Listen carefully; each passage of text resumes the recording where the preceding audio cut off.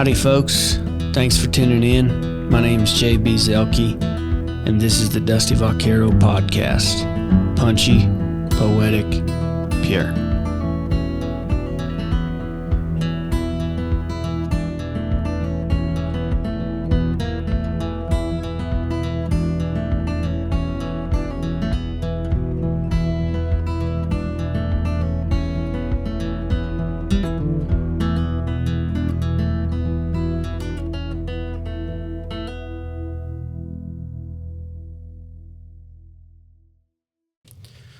All right, we're still in Elko. We're hanging out in the hotel room. We've got Thor here, and I'm not even going to try to pronounce your full name. We'll have you say it because you've got a long name. Thor's from Iceland, and incredible musician. And he's come here to Elko. He's here with Sterling Drake playing in his band, but Thor plays in multiple bands and works with a lot of different musicians and stuff. So we're going to hear a little bit about that, but thanks for doing the podcast. Yeah, my pleasure. Happy to be here. Can you say your full name? Yeah, it's Thorleifur Gaukur Davidsson. My parents obviously didn't expect me to make it abroad. Yeah, that's no joke. But it's a family, like Thorleifur is a name that's common in my family. My cousin, who's a bass player, he is named that too, and we're named after my great-grandfather, Thorleifur, and it means it's the mixed combination of two names, Thor or Thor, and Leifur, which is Leif, like Leif Erikson. We call him Leifur Eriksson. So Thorleifur, and like the literal translation is like descendant of Thor. Oh, that's and beautiful. And then my middle name is Gaukur, which is directly translates to cuckoo bird. And that's in like tribute to my father's brother who passed away. His nickname was Gaukur. It's kind of a wild character. And then Davidsson. We don't really have last names in Iceland. So I'm Davidsson because my father's name was David, and so my kids would be Thorleifsson. Okay. And like my sisters are Davidsdóttir, like daughters of David. I see. So we just trace it that way. Right, that makes sense. And it used to be like you would remember your lineage, like you can like find these old recordings. People would remember them, these songs, like Thorleifur Davidsson, David Sigurðsson. They would just trace it all the way back to the first settlers. Oh, that's amazing. Long song, but that's how they did it. Wow. So you grew up in Iceland, and what is music like in Iceland? Because it's a much different culture over there. The music culture. What's the difference between what you see here in the U.S. and the music over there? Yeah, I think it's a pretty universal thing. Like everywhere I've been, it's been like similar approach to it. There's like definitely different traditions. I think Iceland historically has a lot of like deep tradition of vocal music and rhymes, and that was what was passed through. And in more recent times, instruments were added, and there's a big culture for music schools. They are like public music schools in all small towns. So even if you're in like I lived in all of these small towns over Iceland, like a town of 50 people, and there's a music school there. Wow! And so it's like you don't have to go as far maybe as here. I think like what fascinates me about the music culture here is like, especially in the traditional scenes, in the bluegrass scene and the old time scene, they have those fiddle camps and like a beautiful way to create a community from an early age. And I think that like we could learn a lot from that, because like there's something about learning something, like learning a skill like once a week with a teacher and then practicing, but you really take it to another level when you like are a part of a community that like is learning together. Right. And like that's what those fiddle camps are, and that's what this gathering is, like the cowboy poetry gathering is. Like you can see that there's younger poets coming here and like learning from the elders, and it's like this kind of ever evolving thing, and everybody's kind of in it. There's not as much of this like teacher and student, which is like good for some things, but I learned, I was lucky, I found my community kind of naturally, both through just local players early on, and also there was a blues festival in Iceland called Reykjavik Blues Festival, and I would get all the best like American blues artists. Like I got to play with like 3 original members of the Muddy Waters band, and like as a young harmonica player, like 17 years old or so, and I learned through that festival, and it wasn't like an official teaching institute. It was just a festival. Right. For me, that was like one of the greatest lessons, because I got to stand on that bandstand, on that stage with those people, with my heroes, both seeing those artists come in and also seeing the Icelandic musicians, those session musicians, and how they reacted to the different ones. And I got to sit in, like in the rehearsals too, like even when I was younger, I would like sneak in and listen to see how they would rehearse. Someone would come in and like, it's like people skills. It's like somebody walks in and sometimes they're harsh and like want very like specific things, and sometimes they're kind of loose and like let people do their thing more and like see how they reacted to it. And I learned a lot just from watching them. And so were you a product of one of those small music schools, or you went to one of those schools? Yeah, that's where you learned? I went to many of them. I moved around a lot as a kid, so I went to many different schools. And so I studied in most of those. I took music lessons. I started with drums when I was 5 years old, and then we had like recorder as a part of the first grade, like when I was 6-7 years old. I took that apparently very seriously with at the time, and then I picked up the guitar at age 10. And and that's when it kind of became a little more serious. I took that quite seriously. And then age 15 I picked up the harmonica. That was just something I did on my own. There was no teachers around. It's quite a rare instrument to play professionally, so I just went to YouTube and like learned that way. And is there a lot of musicians in your family, or are you the only musician? I'm the only one of like my close family, like my siblings and parents, who took it kind of all the way. We all were encouraged, and all of them studied in music school. And that's kind of the concept, like, of these Icelandic music schools. They're not trying to build you as a professional musician.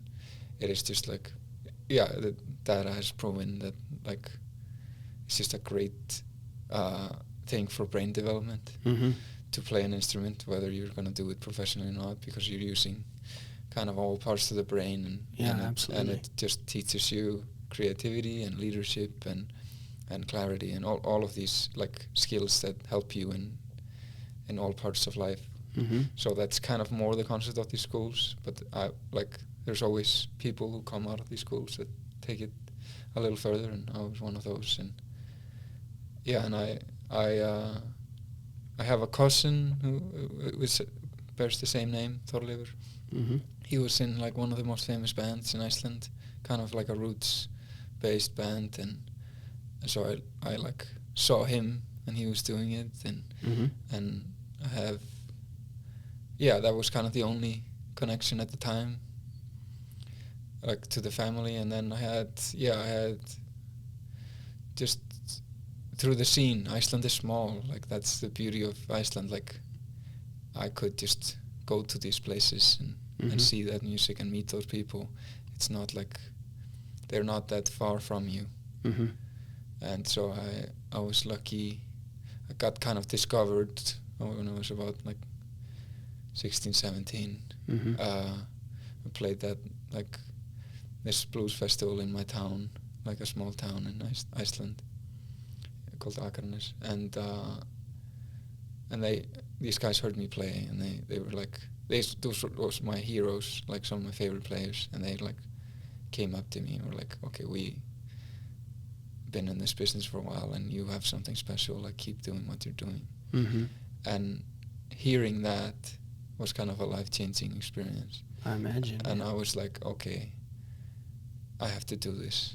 I wasn't sure like if this was because I was quite good in school. I was like top of my class and was like a few years ahead in mathematics and sciences, and I was like did like programming competitions, was a total nerd.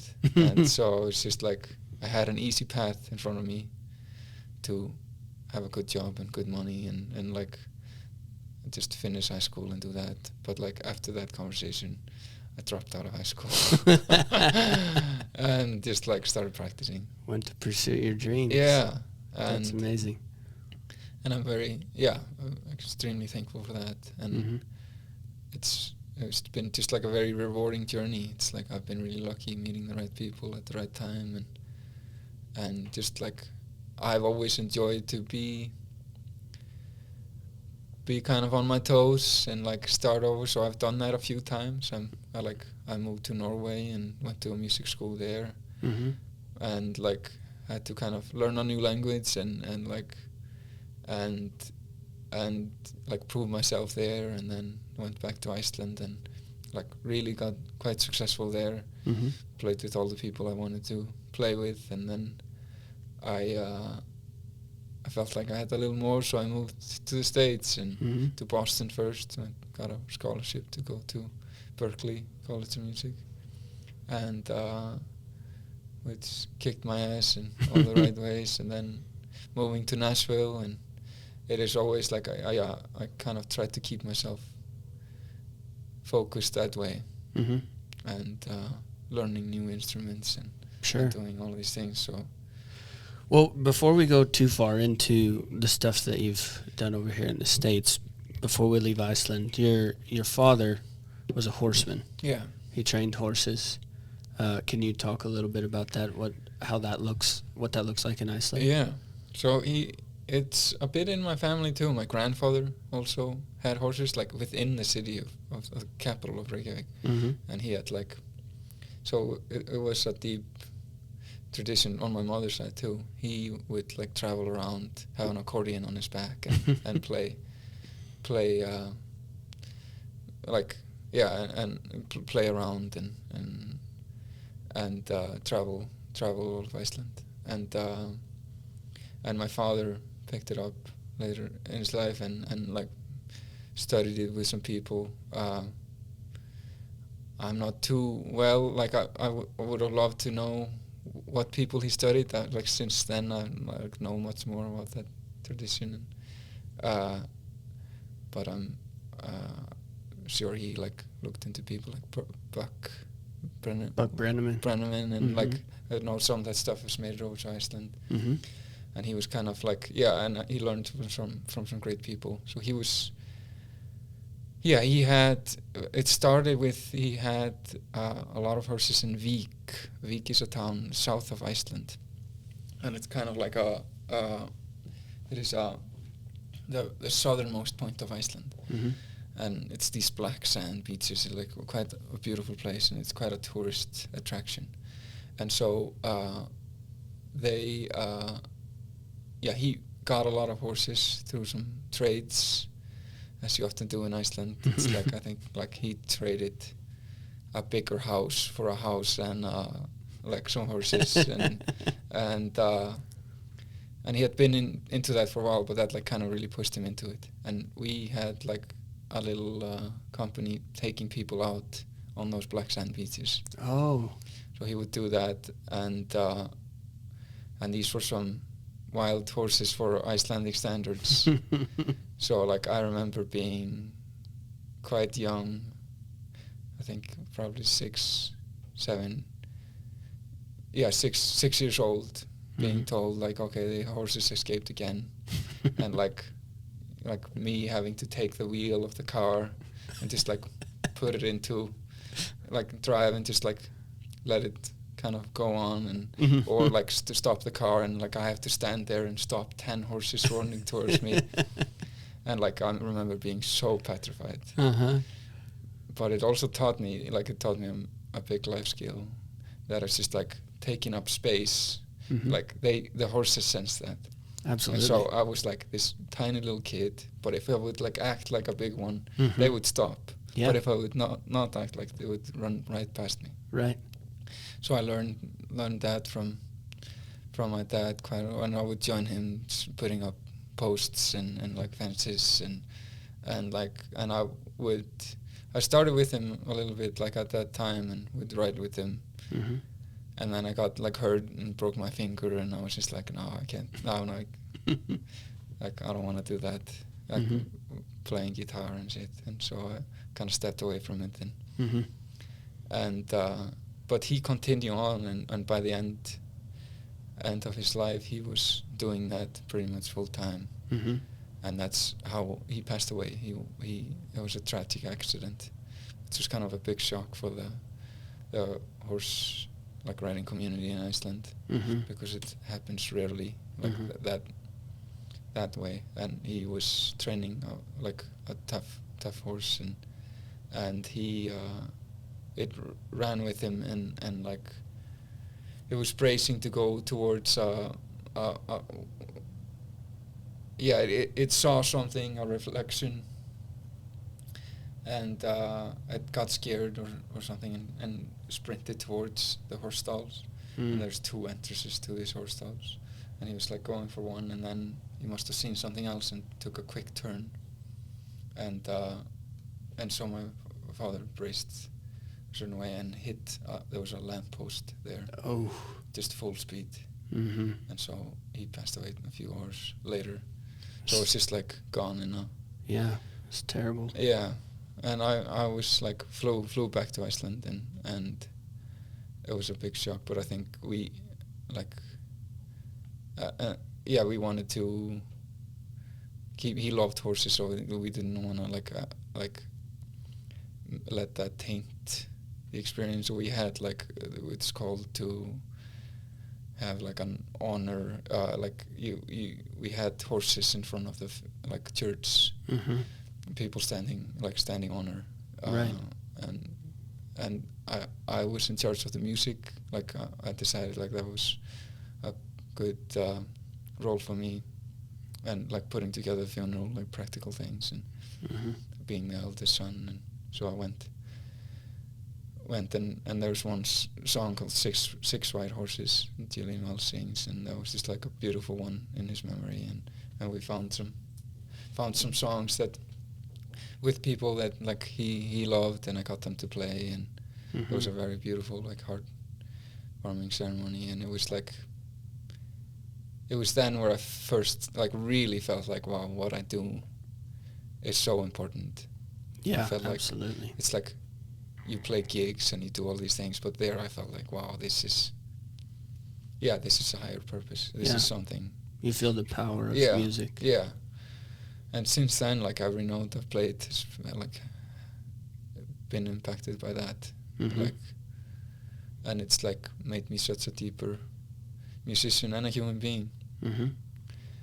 And like I've had a bit of a longing to go, like I want to do a proper horse trip around Iceland. Me and Sterling and the boys were talking about. Yeah, that would be doing amazing. A little pack trip with you, and like I think and playing some shows around, just like arriving by horse. That would be it's great. Just like would be my father's dream. Yeah, absolutely. And it's like a beautiful way of doing it. That's how it used to be done too. Yeah, my grandfather used to do that.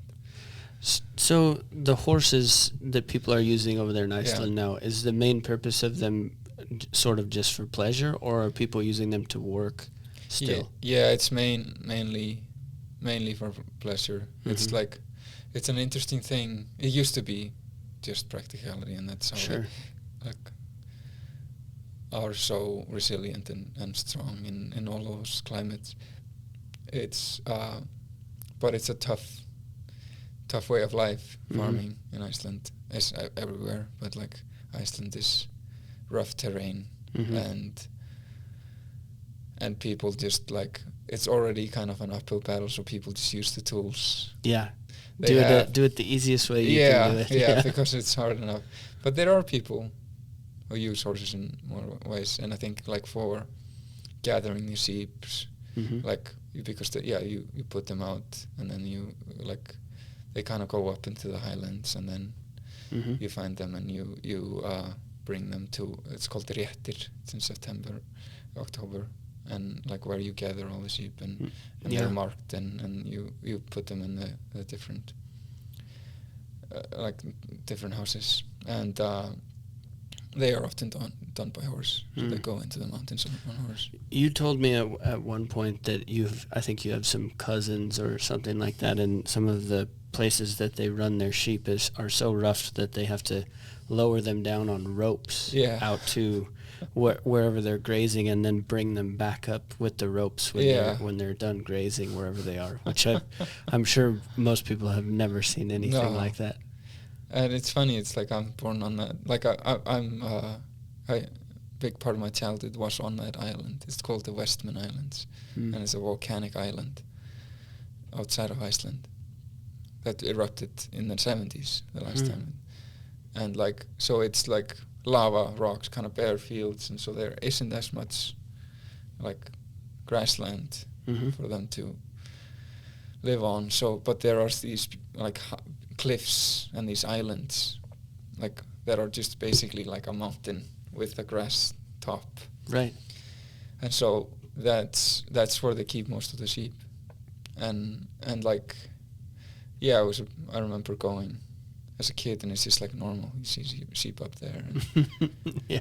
But yeah, for this reason, they're like, it's one of the best like lamb meat I've tried in my life, because it's like they're in these beautiful cliffs. They eat this nutritious grass, like by the ocean, salty, and it's like they are quite tough because they're in these like really steep hills. So they're strong, and it's quite cold there year round, so they just like the fat layer is intertwined with the muscle, so it makes it quite flavorful, and it's just like, I remember coming back there to the island, tasting like real some real lamb. Yeah, and I was just like, wow, this is something else. Yeah. And there's a beautiful tradition there too, with like just your kind of Iceland, you're a little closer to wildlife often, like, and just like closer to nature always. And like there's another thing there, it's an island known for its puffins. It's kind of one of the biggest puffin populations in the world. That is on those same cliffs. So there's puffins and sheep and together. Sheep together. Oh, wow. Yeah, and puffins are for people that don't know, they're kind of, they can't fly, right? They can't fly, but they're like, it looks like they couldn't fly. they can kind of glide. They have to flap their wings like so fast, like hummingbirds. But they're kind of like chunky, and like it's like really comical to see these birds. Yeah, they kind of look like penguins, but they're different. They've got the great big beaks on them and stuff. And that's amazing. But they are so like a part of my childhood that seemed totally like I thought it was just like a normal thing kids do. It's these puffin, when like the baby puffins, when they get big enough, they go from those big cliffs, and they fly. And usually they would use the moon to navigate, but there's no, like the town is there, so it messes with their navigation. So they fly towards the town, and they're not strong enough to fly back up. Right. So they're just stuck in that town. And so the kids find these puffins, and this happens every year, like I think September or something, and August, and they pick up the puffins, and they take them in for a week, like put them in a cardboard box, feed them, and get them stronger, and they take them to the beach, and they throw them up in the air, and then they fly back to the parent. Oh, wow. And it's just like you're a part of the ecosystem of like the puffins. Yeah. And like as a kid, that was just like something you did. Right. But like thinking back on it, it's like quite unique Very. to have such direct contact with the wildlife there, and that's just like, it's very Icelandic, and I'm very happy for that. Mm-hmm. Just like I always had easy access to all of these things. And Are there any predators in Iceland? Do you have bears or mountain lions and nothing like nothing. So it's just like the horses are also like, they're not afraid of their shadow, or afraid of, like, they're kind of, because they have nothing to be afraid of. that? Right. There's like foxes Mm-hmm. that will like kill the birds, and but there's occasional polar bear that comes by an iceberg that gets shot pretty much straight away by the hillbillies up in the north. And so there's been like stories of that, people been hiking in the middle of nowhere and suddenly there's just like an ice. A big polar bear Yeah. there. Yeah. Oh, that's terrifying. Yeah.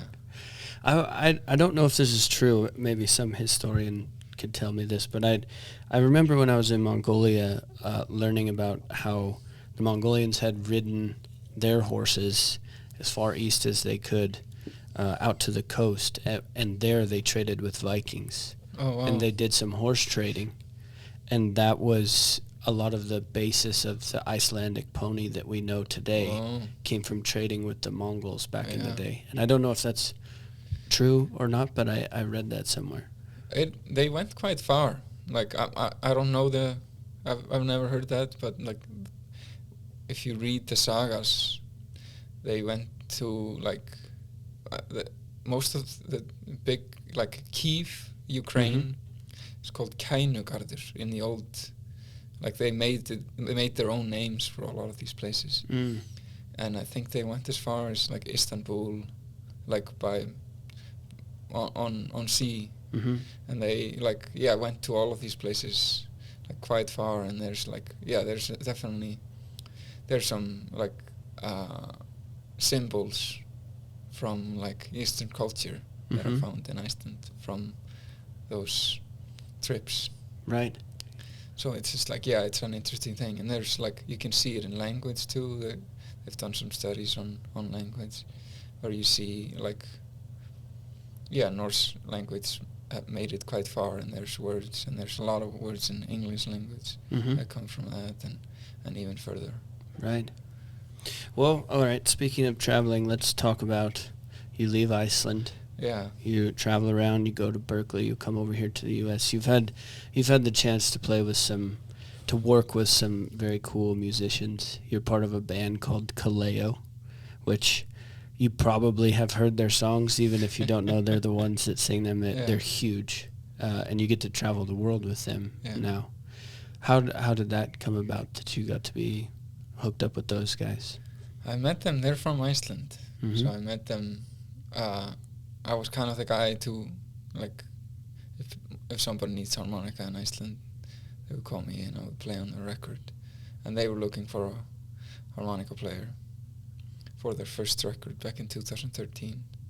So it was just one of those sessions I went to, and alright, and we really got along and had a good time, and I saw immediately they were like, they're going for something here. I saw something unique there, and they went to they moved to the US around the same time as me. They got a record deal in 2015, and so when I moved to Boston, they moved to Austin, and they started touring just in a Sprinter, just like small venues, playing bowling alleys and small venues all over, and then it like started to blow up. Way Down the Coast, the single that kind of took them to the next level. And like every time they came through the East Coast, played in New York and Boston, I would join and play with them. And then in 2017, they hired me to join a big tour.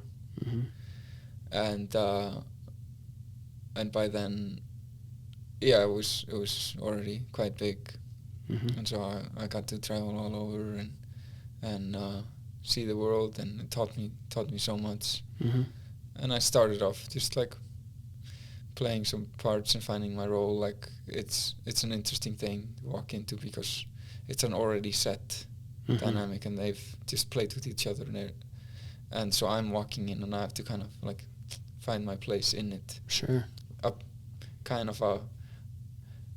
It's a painting that has already been painted, and I kind of have to add a little to it. Mm-hmm. And then slowly out of time, we're making a new painting, and that's what has happened over the years. Slowly over the years, I've taken a bigger role, and now what they call like a music director, or I like write the intros to the show and a lot of the transitions, and like every time we have like a string section come play with us, I'm the person in between the artist and the other musicians. Right. Or if we need other musicians, I'm kind of the translator. Right. Because I live in both worlds. Mm-hmm. I've like been in bands, and I've also worked with session musicians, both classical and like roots music and all sorts of people. So I can like speak those languages. Mm-hmm. And how many? Do you have any idea how many countries or continents you've got to go to touring with those guys? I already lost count. Every now and then there's a new country. It's just like it's slowly becoming bigger. But like I've like most I've been U.S., Canada, most of South, like a big chunk of South America, Central America, like a lot of Central America we haven't done. Australia, New Zealand, and and most of Europe, most European countries we've been to. We're adding a few this year. There's Romania. Never been there. I'm excited about that. And we're going to Armenia in March, playing a show there, and we're playing in Abu Dhabi. Oh wow! In the United Emirates. Yeah, and I've been to all over. Yeah, lots of those guys. They tour the whole world playing Yeah. music. It's pretty amazing. It's really amazing, and it opens a lot of doors, and it's like it's a beautiful thing, and I use it as a kind of just like a pathway to something, and I use those trips, and I stay often longer and meet people, and so I have friends from all over the world, and just like I'm really thankful for that, and like been to most U.S. states. Still haven't done Hawaii and Alaska, but I think all of the other ones. Every single other one. That's I've amazing. at least passed through most of them I played. Is there a show that you played with those guys that is like the one show you look back on and say that was the best one I was part of? It's hard to say when you do so many, it kind of blends together. And the more you tour, the more you realize like it's always different. There's like sometimes you're lower energy, and that gives space for something. It gives space for like an endearing, softer section of a song or something. And like sometimes you're high energy, and then that section is not as strong, but like the powerful, like up-tempo stuff is stronger.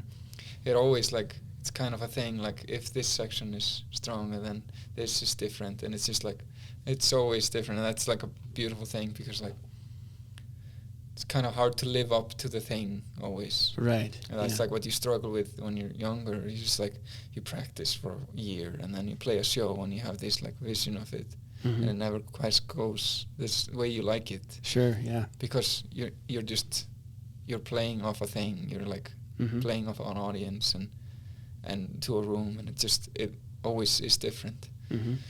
But there are definitely places and like good memories. Like Red Rocks is like in Colorado is just like one of my favorite places, just because it's you're in nature. Basically. You're in those rocks. Natural rock amphitheater. Yeah. And it's just like, I remember just like playing through my amp there, harmonica through the amp, and just like hearing the bounce of the wall, and I'm just like immediately, this is special. And then we've done some crazy stuff. We opened for the Stones. I played in like, I think 5 shows at least, and like at the Rose Bowl in LA. It's like a legendary stadium, and we've played in front of like 110,000 people in Austria. Oh man, you probably can't field. even see the back of them. No, it's so big that the clap, when people clap, you see the wave of it, because they're hearing it in different. Oh right, yeah, the sound is traveling differently. Oh, and it's just amazing. like crazy feeling, and it's like sometimes less powerful than like a 2,000 cap rock venue, because in a venue like that, all the sound is coming towards you. It's bouncing off the walls and hits your ears.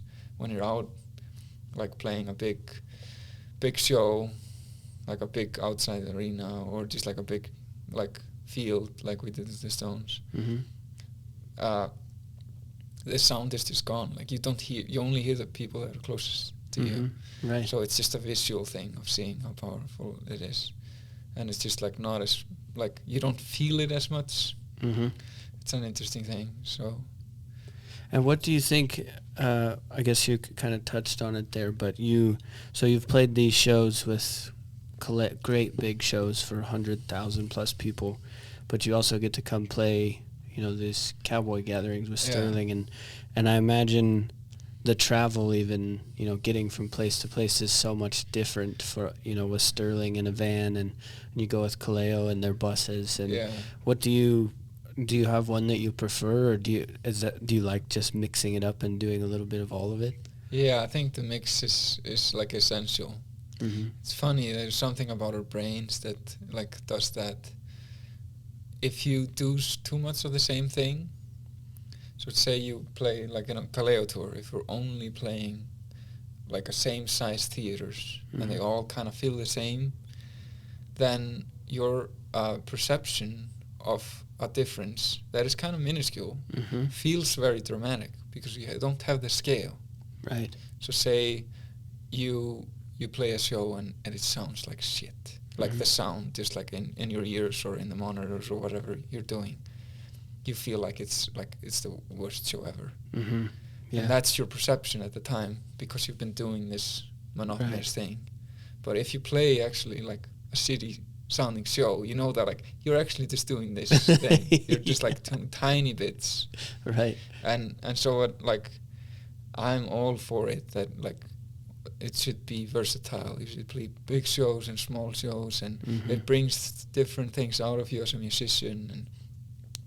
And I just like it also, like you get tired in a different way. Like it's kind of boozy the way we travel. Like with Kaleo, it's a tour bus. Like you just like wake up in a city and you go to like the venue, everything's set up, you have catering and like it's a simple life. And you don't have to do that much. People set up your shit for you, and it's just like it's quite easy. Just show up and play your show. Yeah, but the thing is that there's a different level of like tiredness that comes from that, because these are longer tours, and there's like a fatigue that hits that is quite different, just from moving around too much and like not nesting in a place, and like sometimes just like the lack of purpose, which kind of sounds crazy because you're playing all these big shows, but that just becomes very normal. Like I remember being in a tour bus like deep into a tour, and you like put on a movie like during the day, and then you're like, oh shit, I have to play a show, and you kind of like hurry to dress up, and you're just kind of, oh, I have to go to work. Like it can feel like that sometimes, right? But you kind of have to snap yourself out of that and like remind yourself that it is bigger than that. You're playing for people, that there's always people that like it's maybe their best day of the year, and like to get to see you play, and so you always have to kind of remind yourself of that. There are other people and that have a very different perspective on it, even though you've been doing it 30 times in a row. Right, yeah. But I love, like, with Sterling, I've gotten to fill in so much of the blanks because I tour major cities, major venues with Kaleo. I remember, like, I was like, Texas has this lore, and I've always just, like, never quite understood it. It's just like, like Houston and Dallas like doesn't do much for me. Right. It's just like, I can't even like imagine the city in itself, even though it has like every place has its charm. But like then going with Sterling to like hill country and going to the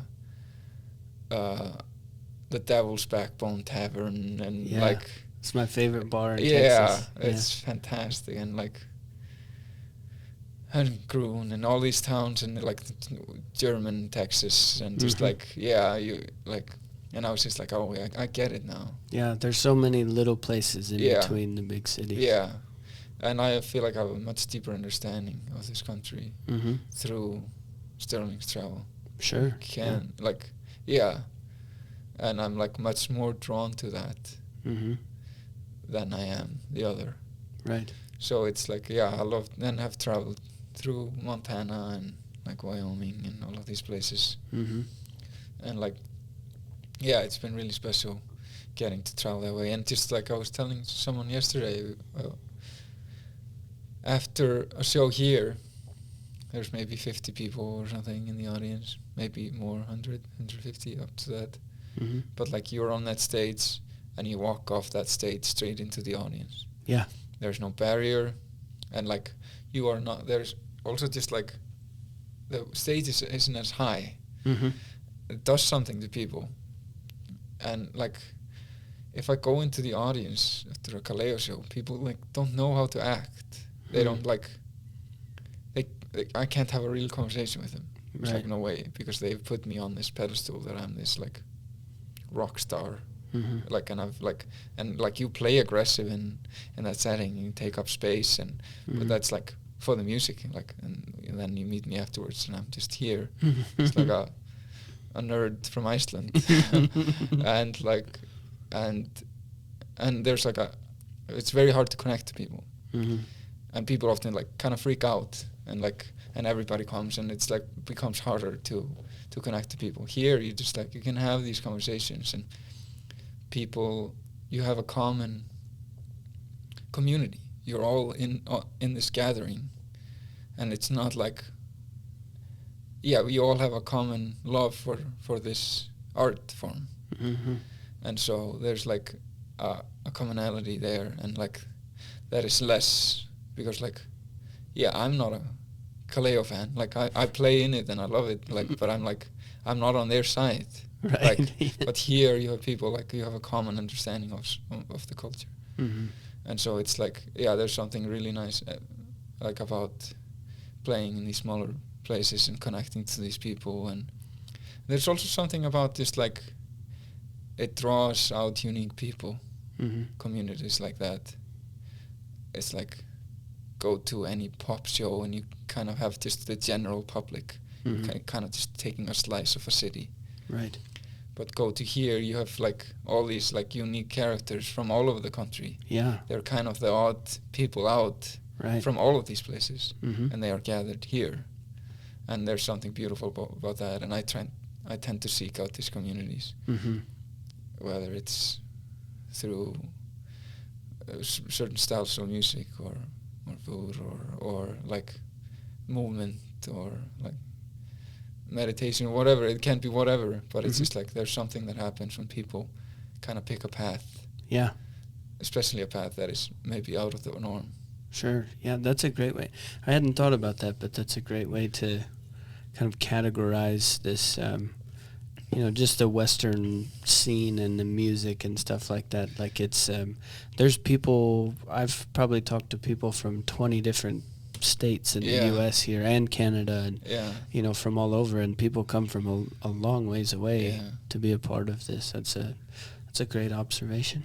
And I also love just seeing this. You from the outside, you see these like very macho cowboys that seem quite intimidating, but the closer you get, you're just nerds. Yeah. Like, you just talk about grass and and just cattle. Cowboy nerds. Yeah. Yeah, and I see that more and more. Like that's what I'm drawn to too. Like, it's like sometimes used as a negative word, but it's just like someone that like has a specific purpose and like interest and goes deep into that. Right. And that's such a beautiful thing. Yeah. It can be whatever, and it's just like, just like learning something deeply instead of like learning everything kind of like on a surface level. Mm-hmm. And like I see that more and more everywhere I go.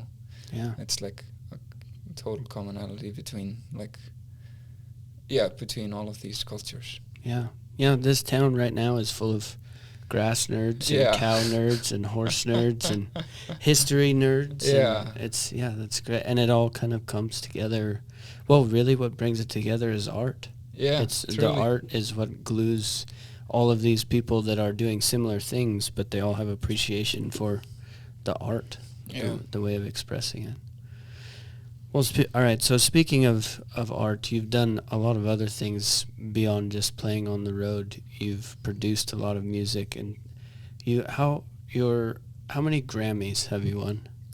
I think it's I think it's 5 or 4 or 5 total. You have enough that you don't know how many Grammys that you have. That's pretty amazing.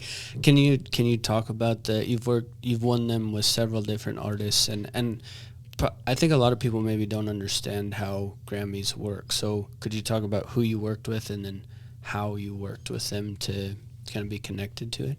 Yeah, that's so. The first one I got was with an Icelandic Chinese artist, who's half Icelandic, half Chinese, called Laufey. And she's like the biggest artist out of Iceland now, and has become like top 10 artist like in the world. And we actually met. We both had like a full scholarship to Berkeley. So we met over there. We kind of crossed paths in the my last year there was her first.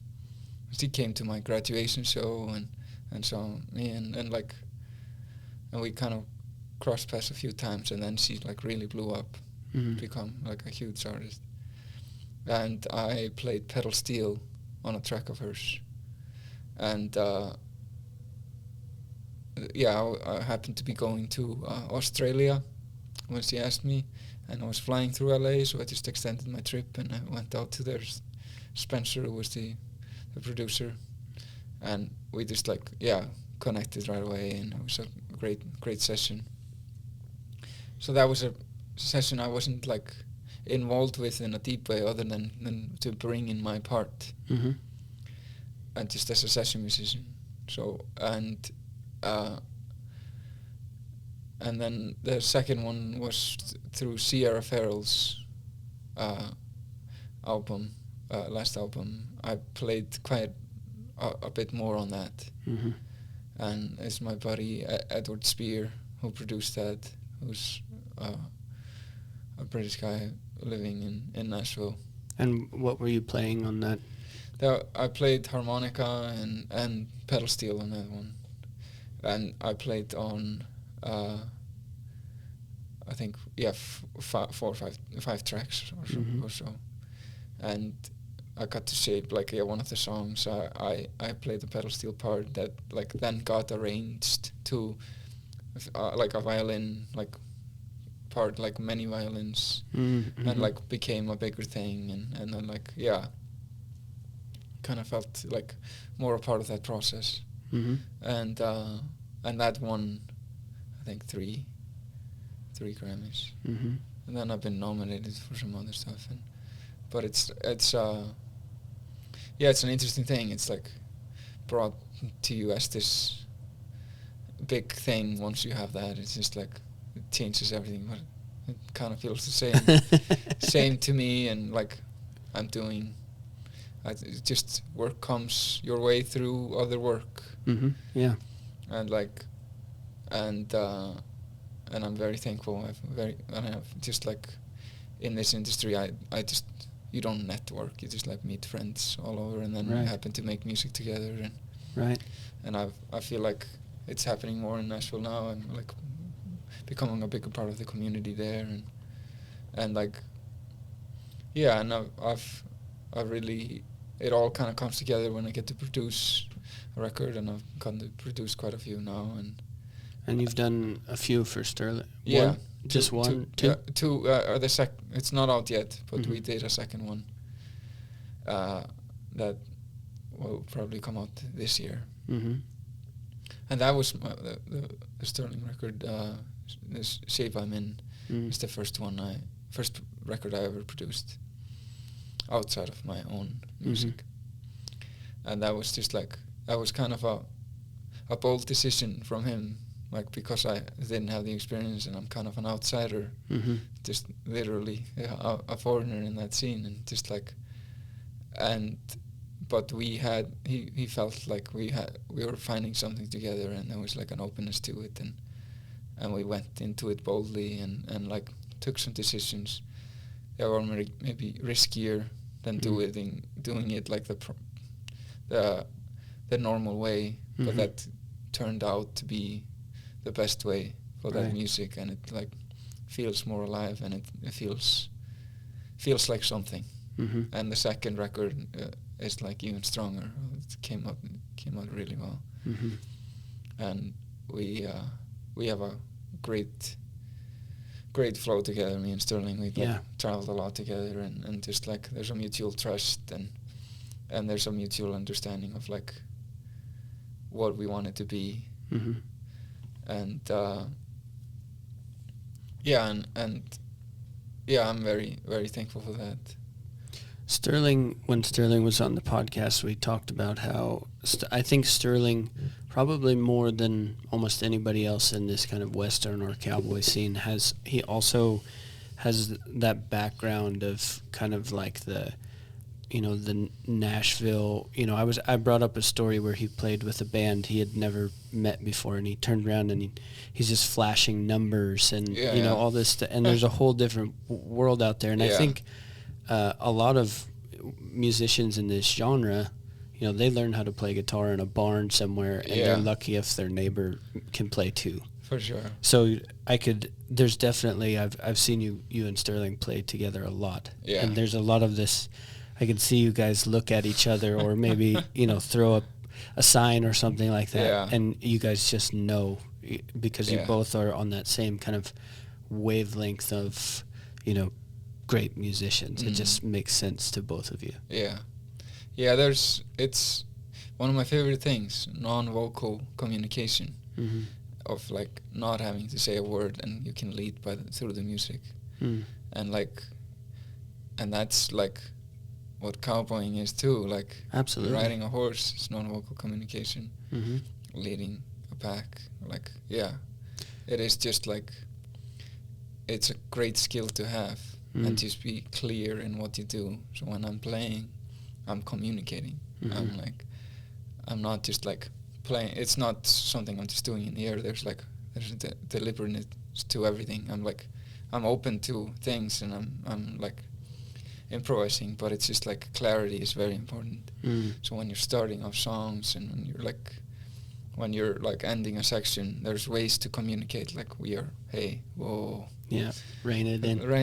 And there's and you can do it like in a confident way, and it's like an interesting thing. I was like noticing it like a little bit throughout this festival. It's like, it's like music can be this macho thing of like, you lead like kind of like strongly, and like, but it's also like quite feminine in some ways. You're like listening a lot, and it's like it touches on a lot of both. But like then you see these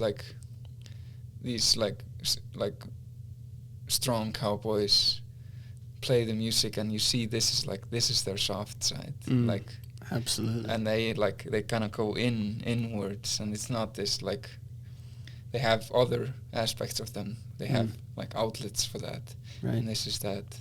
And for others, it's the opposite. I have a lot of dudes that would get like beat up quite easily by these dudes, and like that, like in regular, like in any form, and then through music they would like beat these guys up. They're powerful. Yeah, they're powerful, and there's just like, it's just an outlet for that energy. And I think music is like a really healthy way to get an outlet for like kind of that, the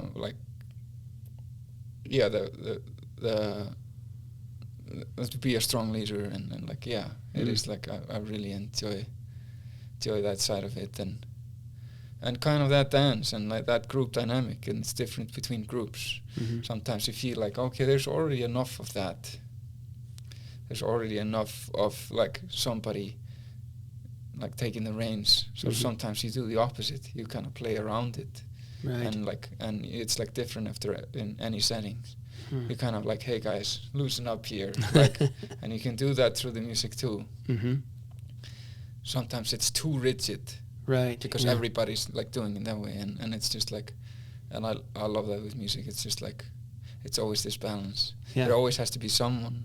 It can be a collective thing where everybody's leading together. Sometimes there's just like one strong figure that everybody kind of is behind, but it like, for it to function, there has to be this like dance. Right.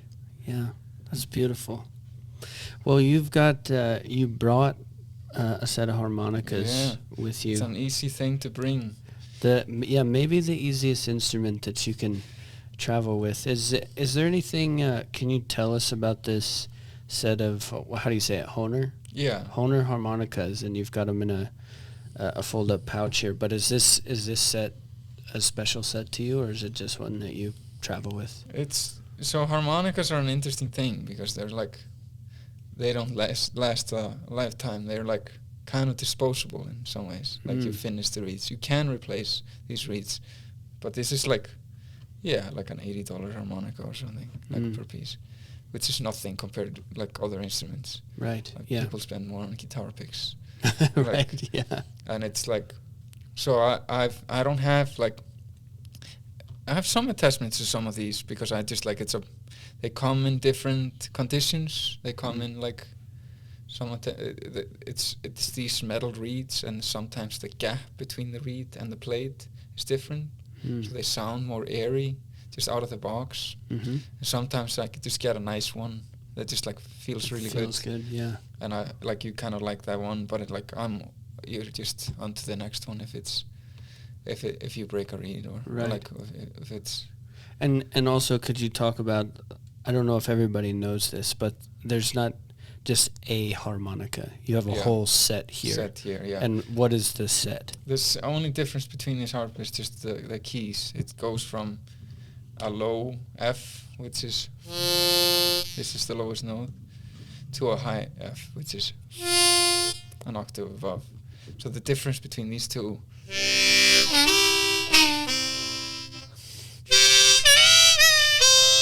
it's two very different characters. Mm-hmm. Like, and so you're choosing these decisions. You're taking this decision. It's an artistic decision I take every time of like what harmonica I'm picking, because these are called diatonic instruments, which means that you're playing within a key. So naturally, if you're just playing the open notes, you just get a major scale. But through bending notes, you can actually like play all the notes. Like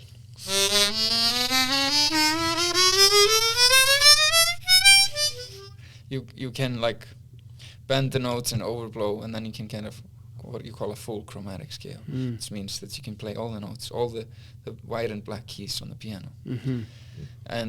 And so it's possible to do all these different keys. So I have a G harmonica here, and I can play like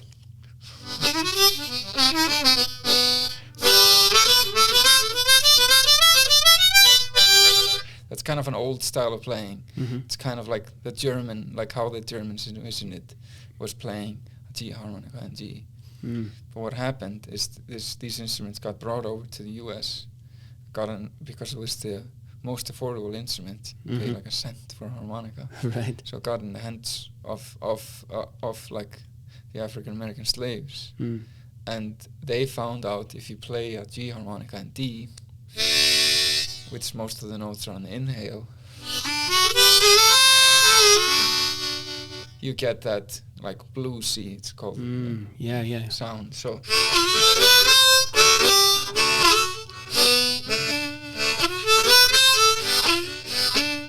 and that's most of the stuff you know, most of the stuff you hear of a diatonic harmonica is second position or cross harp, it's called sometimes. But then there's others, like you have like minor keys. You can play a G and a A minor.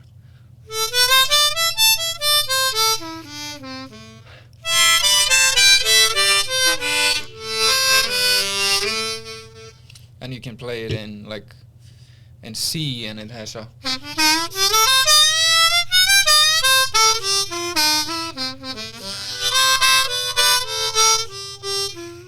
and it all has like a different sound to it. There are keys that kind of just sound bad, like because you have to work so hard for it. But that can be like if I play in like a C sharp on a G, it's like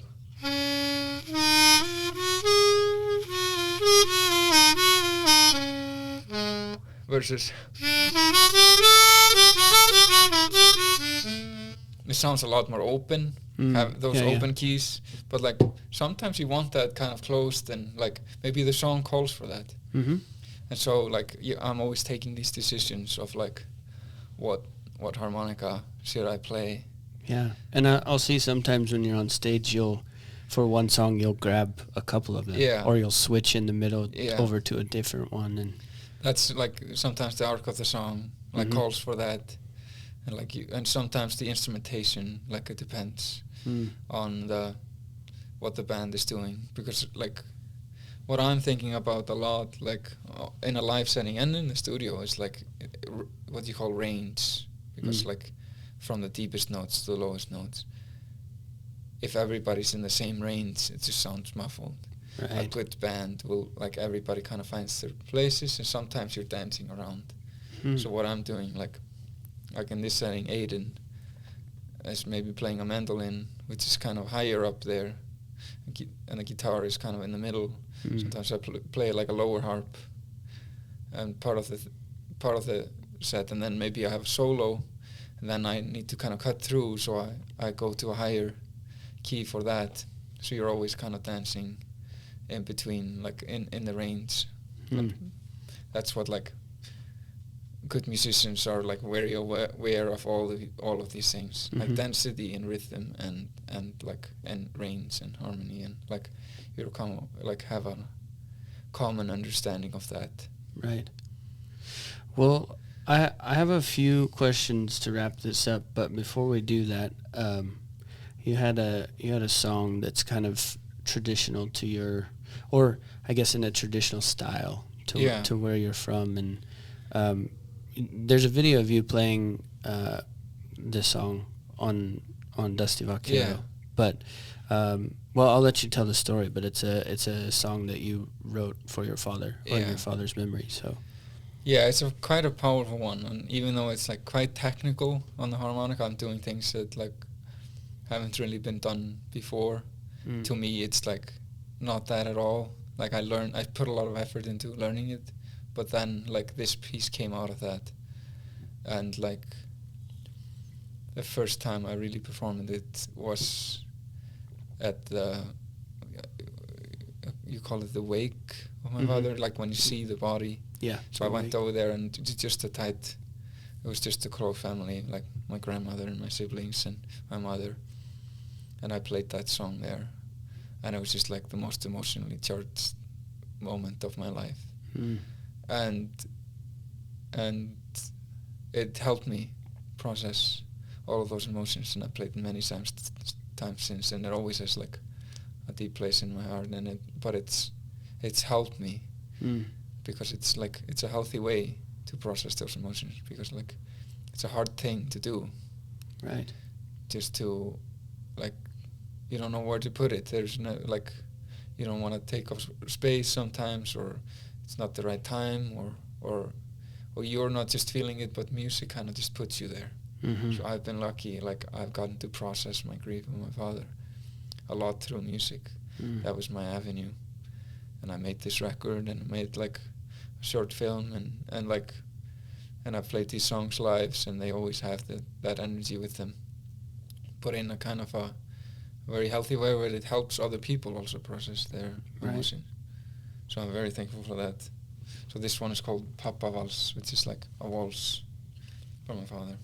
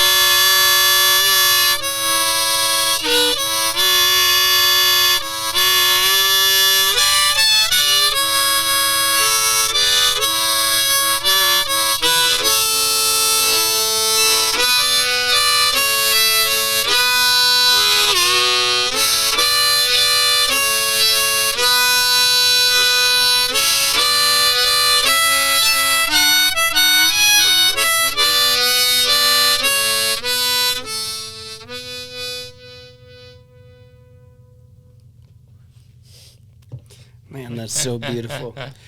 And you told me the first time I heard you play that's sort of, it's not necessarily a traditional Icelandic instrument, but No. it's kind of modeled after traditional Icelandic music, which is mostly vocal, you were saying. Yeah, so it's called fimmtundasangur, where you would sing in fifths. So like the interval of a fifth is this sound here, and fourth, and it's the strongest intervals, and it has like, it's just mathematical. They just vibrate the best together. Mm-hmm. So it's like a very like strong interval, and so you would sing it together, and you kind of almost feel it when you sing in fifths, like in your throat. And I feel it like when I hit a fifth right, it just like, there's a vibration that like it has a certain sensation, you know? Mm-hmm. And so yeah, I've always been like, I've heard that since I was a kid, like this way of singing. My mother would sing these old like lullabies and rhymes to me as a kid, and it's in that kind of tonality, minor, like, and yeah, and I've found a way to do it through the harp, and that's like by bending on one side and not the other, and it's like kind of a crazy thing that I don't like, that I found like it had been done before, but in like more of a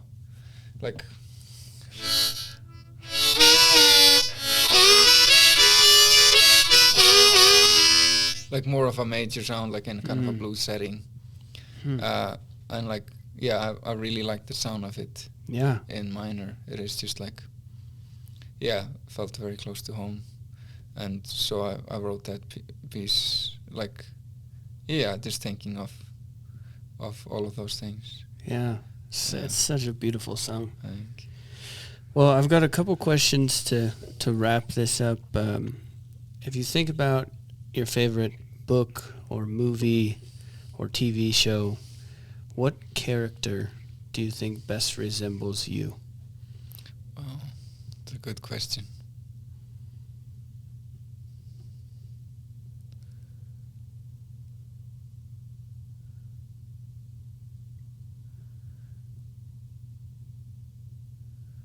Yeah, I think there's elements of me in a lot of places. Like you can, there's a great Icelandic writer called Halldór Laxness. He lived in the US for a while, was like lived in Hollywood as a screenwriter, and was like McCarthy era blacklisted as a communist, Yeah. just because he was from Iceland, and moved back to Iceland and wrote these beautiful novels. And there's one novel about a young kid, like, that has kind of a touch, like he is naturally talented in music and is kind of navigating that. I think of that character often, and there's like beautiful quotes in that book, like that he's searching for the true tone, and that's always like the hreini tóninn, like the pure form of a tone. That's kind of like what I feel very drawn to as a musician. And you're just like, I still haven't found it. I'm looking for it. Yeah, maybe it's something you never find. Yeah, that's a beautiful thing, and you can find it through different means, but you're always searching. And I think there's other characters of his that he wrote a book called Independent People. It's one of my favorite books ever. Won the Nobel Prize for that. And it's about kind of the hardy way of like Icelandic like life back in the day, and kind of the stubborn like independence, which kind of resembles a lot like the US, like, and there's like a stubbornness that maybe helped you survive at some point, but it is hurting you in modern days, and that's a beautiful story, and like that's just like kind of the spirit of my people. Yeah. And then the first thing that popped into my mind was it's not like a TV character or anything. It's just some musician called John Hartford. I've just taken in a lot of his life and being, and I think of him, and he's kind of a figure. He's almost like a Mark Twain character. Yeah. He has this kind of playfulness to him, and I was obsessed with steamboats and was always learning something new, and just like music flowed out of that man, and Yeah. he's the man that wrote Gentle on My Mind, the famous Glenn Campbell, that Glenn Campbell made famous, and he plays banjo and guitar and fiddle and like flat foot, like tap dances at the same time. And just like, not as like a gimmick, but as a beautiful thing. Just like, and I think about him a lot. Like, I have lots of bootlegs of his solo recordings, and I've read some of the things he's written and like watched interviews a lot, and he's had a huge impact on me. And he lived in Nashville, like not far from me. Yeah. Right on the river by the General Jackson. I'll be dang. Okay, well, I've got one last question. You picture yourself in a cold, dark prison cell, and it's your last day on Earth. They're gonna hang you haul you to the gallows and hang you that night. And they come by, and you get one last meal, and you get one last song. Yeah. What are you picking? I think the meal, like my favorite food is Thai food. I love Thai food. It would be just like, a good massaman curry and who's making it for you? Do you have like a specific place that you like to go, or? There's a few restaurants. There was one in New York called Uncle Boone's that is now no longer there. If I could track down that chef, it's the best duck I've had in my life. Wow. And and it would be a mixture of different dishes. And the song might be like Legs Upon the Train. Oh yeah. Yeah. That's a good one. Yeah, by Paul Brady. It is just like, it always hits.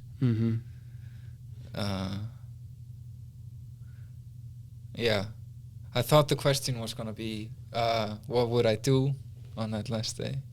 What would you do? Yeah. That would just be like kind of how I live my life. I would spend time with my instrument. If I would be in solitude, like that would give me the most joy, even though I wasn't performing for anyone. Right. It would be time with my instrument and time to write down and a little moment. And maybe I could get a glance of sunshine on my face. Well, those are some great answers. Where can people find you if they want to hear the music you've worked on, or your own music, or where do they find you? Yeah, I think like my Instagram is Davidsson with 2 S's .music.com. .music, and then I have a website, davidsonmusic.com. There's a section there that session work, and it shows a lot of those tracks I've played on. There's my own music and videos from that, and I think both of those are probably the easiest. Perfect. Well, do you have anything else to add at the end? It's been great talking to you about all this stuff. Yeah, I think let's leave it to the next one. All right. Next meetup. All right. Just thank you for meeting up with me. It's kind of the end of the gathering. Yeah, we're right at the end. Yeah. Yeah, well, I appreciate you taking the time to do this, and we'll do it again down the road, I'm sure. Fantastic. All right. We'll talk to you on the next podcast.